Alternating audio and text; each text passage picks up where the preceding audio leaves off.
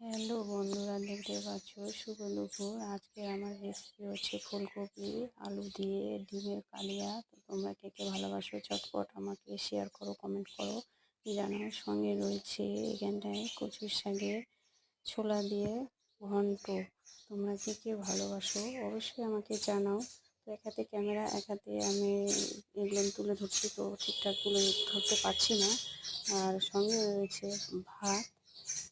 আর আমার ছেলে এখন এখানে ভাত খেতে বসেছে। তোকে আমি কচুর শাক দিয়েছি, ও খুব ভালো করে কচুর শাক দিয়ে খাচ্ছে, ওর খুব প্রিয়।